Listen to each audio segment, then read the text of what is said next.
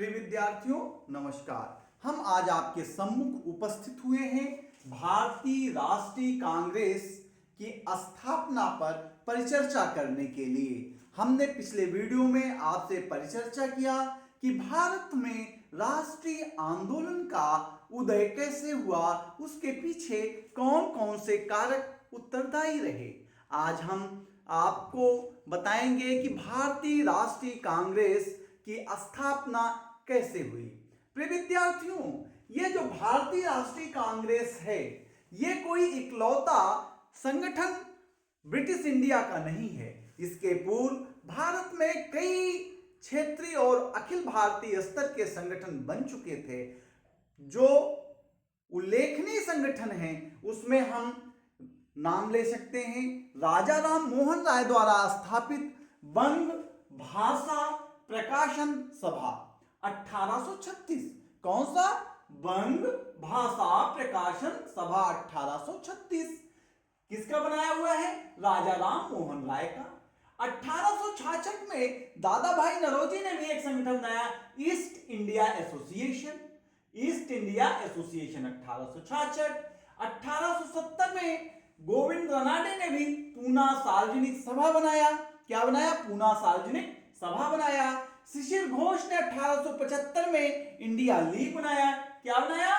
India league बनाया। और मेहता, फिरोज शाह मेहता, केटी तैलंग, बदरुद्दीन तैयब, ये उन्होंने क्या बनाया? बॉम्बे प्रेसिडेंसी का गठन किया 1885 में। और मद्रास महाजन सभा, कौन?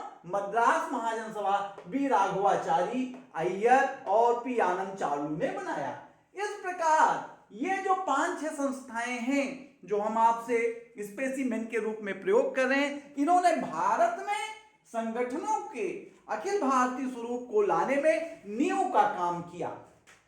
विद्यार्थियों, जब हम भारतीय राष्ट्रीय कांग्रेस की स्थापना की बात करते हैं तो इसका संस्थापक ए.ओ. ह्यूम है। कौन है? A O. Hume, Allan Octavian Hume. कौन है? एलन ऑक्टेवियन ह्यूम है।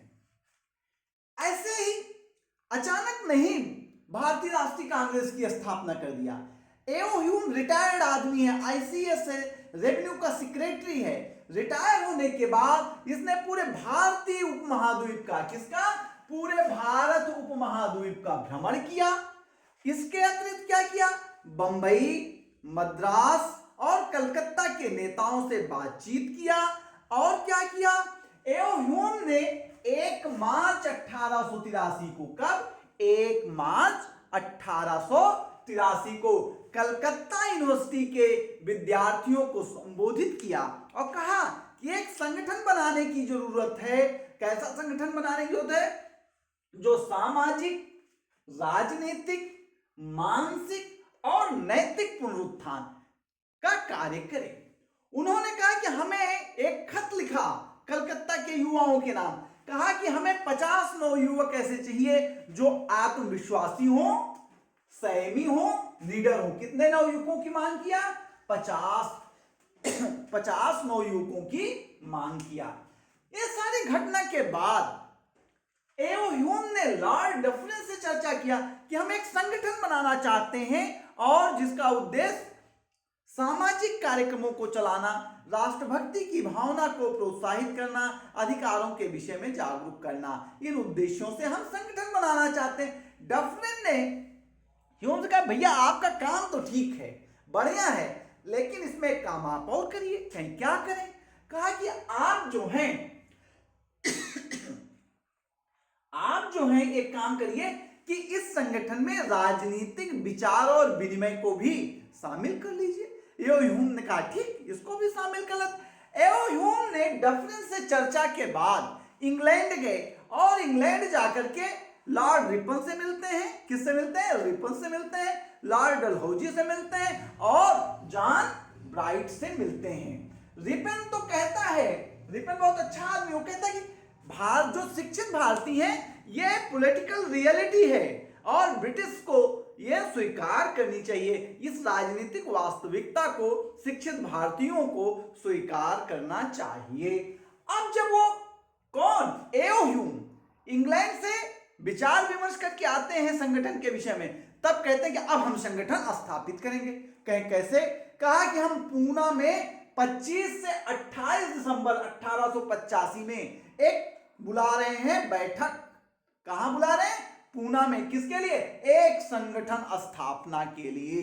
लेकिन इसी समय पूना में फिर पड़ जाता है हैजा निश्चित तिथियों में।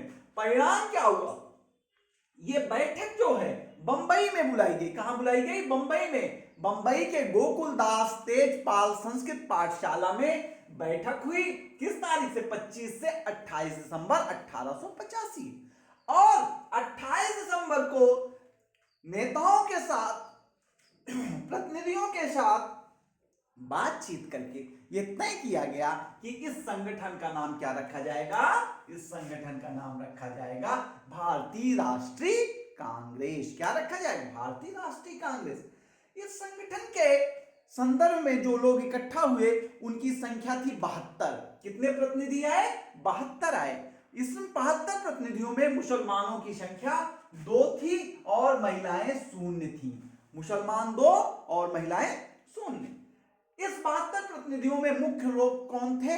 दादा भाई नौरोजी थे, फिरोज शाह मेहता थे, दिनशाह वाचा थे और केटी तैलंग थे, बी राघवाचारी थे, यस सुब्रमण्यम थे। एक उल्लेखनीय बात है कि इस 72 लोगों में एसएन बनर्जी, सुरेंद्र नाथ बनर्जी सम्मिलित नहीं थे। ये जो भारतीय राष्ट्रीय कांग्रेस है इसके कुछ उद्देश्य थे। इसके उद्देश्य तय किए गए। इसकी अध्यक्षता कौन कर रहा है? डब्ल्यूसी बनर्जी। कौन कर रहा है? डब्ल्यूसी बनर्जी कर रहे हैं। व्योमेश चंद्र बनर्जी कर रहे हैं। इसका उद्देश्य तय किया गया कि राष्ट्रीय हित में जुड़े लोगों, क्या? राष्ट्रीय हित में जुड़े लोगों को आपस में एकजुट करना। राष्ट्रीय हित में जुड़े लोगों को आपस में पारस्परिक एकजुट करना।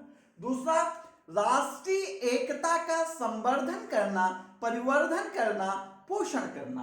तीसरा, जो महत्वपूर्ण सामाजिक समस्याएं हैं इन पर शिक्षित लोगों से विचार विनिमय करना, विचार विमर्श करना। और चौथा, ऐसे दिशाओं का, ऐसे रास्तों का, मार्गों का चयन करना, तय करना जिससे कि राजनीतिज्ञ लोग राष्ट्रीय हित में कार्य कर सकें। ये कांग्रेस के 4 उद्देश्य थे। ये कांग्रेस जो बनी इसके कुछ नीतियां थी। इनकी नीति क्या थी कि ये ब्रिटिश शासन में निष्ठा रखते थे। ब्रिटिश शासन में निष्ठा रखते थे। ये मानते थे कि अंग्रेजों का भारत से जो संबंध है वो भारत के हित में है।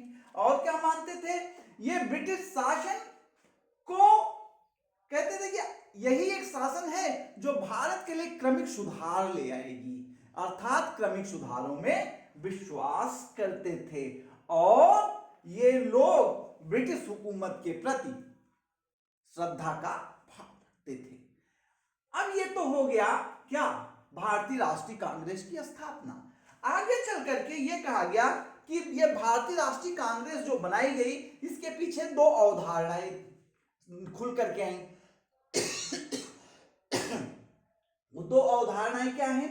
एक अवधारणा आई सेफ्टी वाल्व का सिद्धांत और दूसरा आया लाइटनिंग कंडक्टर का सिद्धांत। सेफ्टी वाल्व का जो सिद्धांत है इसको विलियम वेंडरवर्न ने दिया। किसने दिया? विलियम वेंडरवर्न ने दिया। ये विलियम वेंडरवर्न जो है 1913 में एक किताब लिखते हैं। क्या किताब का नाम है? ह्यूम की जीवनी। ह्यूम की जीवनी कब लिखते हैं? 1913 में। और कहते हैं कि एओ ह्यूम को 1878 में शिमला में एक रिपोर्ट दिखाई गई। वो रिपोर्ट 7 खंडों की थी और उसमें ये बताया गया था कि भारत में असंतोष जन्म ले रहा है और ये आंदोलन का रूप धारण कर सकता है। कतिपय लोग कहते हैं कि ये रिपोर्ट तिब्बती धर्मगुरुओं ने दिखाया, लेकिन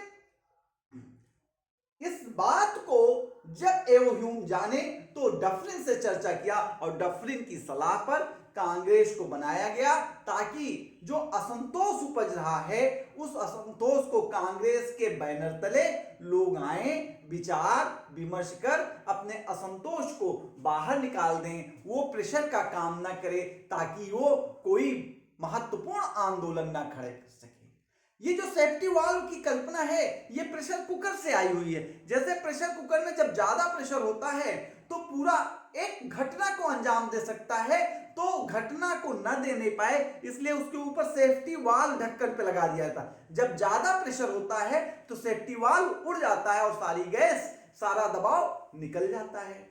तो यही अवधारणा विलियम वेंडरबिल्ट ने क्या किया, कांग्रेस की स्थापना में लगाया। इस बात से जो सहमति है आर पान दत्ता भी देते हैं। वो कहते हैं कि इनकी एक पुस्तक आई इंडिया टुडे, किसकी पुस्तक, आर पान दत्ता की। उसमें कहते हैं कि जो जन विद्रोह होने वाला था उसको रोकने के लिए पूंजीपतियों ने कांग्रेस का गठन किया। जन विद्रोह को रोकने के लिए उन्होंने क्या किया, कांग्रेस का गठन किया। और इस प्रकार की मान्यताओं को स्वीकार करने वाले में 1939 में लगभग गोलवलकर भी इस चीज को स्वीकार करते हैं। कौन, गोलवलकर 1939 में सेफ्टी वाल्व की थियरी को स्वीकार करते हैं। और सीपी एंड्रयूज, कौन, सीपी एंड्रयूज और गिरिजा मुखर्जी भी एक किताब लिखती हैं। क्या किताब का नाम, कांग्रेस का उदय व विकास, कांग्रेस का उदय व विकास। इसमें भी ये लोग जो हैं सेफ्टी वाल्व थियरी को स्वीकार करते हैं।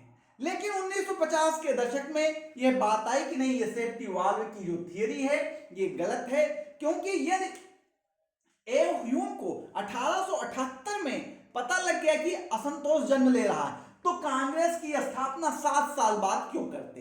दूसरी बात, ह्यूम शिमला में रहते थे और किसी विद्रोह के रिपोर्ट जो है ये गृह विभाग की रिपोर्ट होती है और गृह विभाग दिल्ली में था, तो इस प्रकार की रिपोर्ट को शिमला में होने का औचित्य नहीं बनता है। इन आधारों पे ये कहा जा सकता है कि जो सेफ्टी वाल्व का सिद्धांत है गलत है। एक कांग्रेस की स्थापना में लाइटनिंग कंडक्टर का सिद्धांत है, इसको तड़ित चालक का सिद्धांत कहते हैं। क्या कहते हैं, तड़ित चालक का सिद्धांत कहते हैं। इसमें क्या होता है, विद्युत का प्रवाह न्यूनतम प्रतिरोध पर होता है।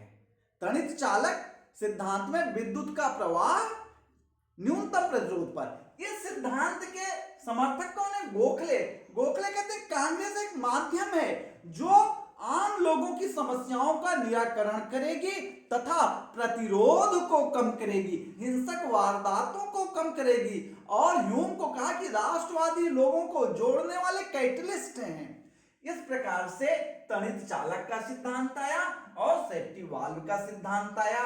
और हमने देखा कि आपने कांग्रेस की स्थापना को देख लिया और जब हम कांग्रेस का विकास पढ़ेंगे तो उसमें कांग्रेस उदारवादी युग कांग्रेस का और कांग्रेस के उग्रवादी युग जो 1885 से 1905 तक उदारवादी युग है और 1906 से 1919 तक उग्रवादी कांग्रेस का युग है, हम अगले लेक्चर में बात करेंगे।